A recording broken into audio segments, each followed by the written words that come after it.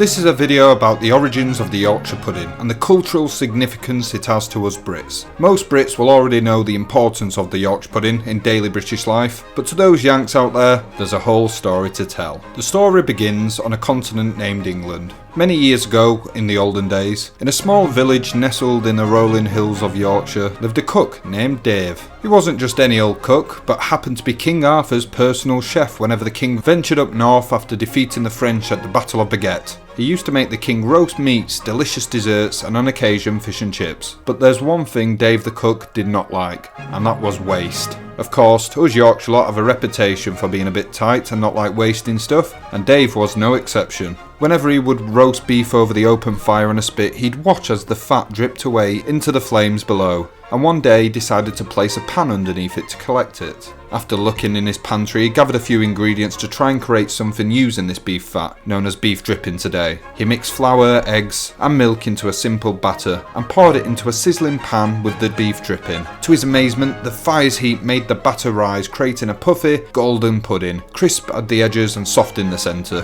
When served along with beef and gravy at the king's table, the whole hall were astonished. "My God, Dave, this is a marvel," the king declared. "This shall be the pride of Yorkshire."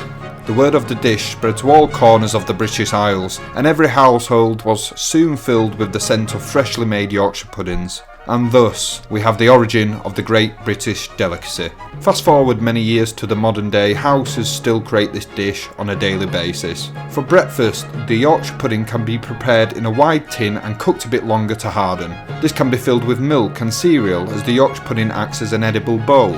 This is also done with gravy, as it makes for a perfect gravy boat. For lunch, why not take a trip to York, the true capital of the north, where you can grab yourself a Yorkshire pudding wrap. This is a softer version of the Yorkshire pudding filled with meat, stuffing, gravy and vegetables, all together in a wrap which is the Yorkshire pudding itself. As many are aware, the UK rains a lot, like a very lot. It is no surprise then that when you're outside and get caught out by a sudden downpour, people used to use the Yorkshire pudding as a makeshift hat, sheltering you from the rain above. Don't worry about your hair, the essential oils in the beef dripping only does it good. This in turn gave birth to the flat cap, which many Yorkshire folk still wear to this day, and is actually based off the Yorkshire pudding design. In 2024, the Yorkshire pudding was rated Britain's favourite food, gaining 92% of the votes. And of course, no video on the Yorkshire pudding is complete without mentioning its importance at Christmas. The Yorkshire pudding is the centrepiece of everyone's Christmas dinner. If you ask anyone about the Christmas dinner in the UK, you'll get people complaining about the turkey being dry, or the broccoli or sprouts being too green, or the carrots being underdone,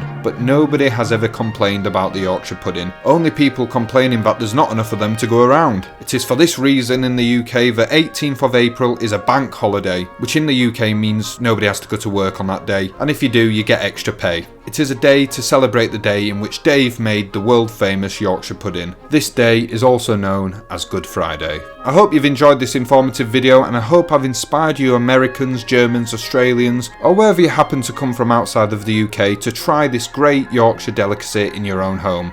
Thank you all for watching, and until next time, I'll see you later.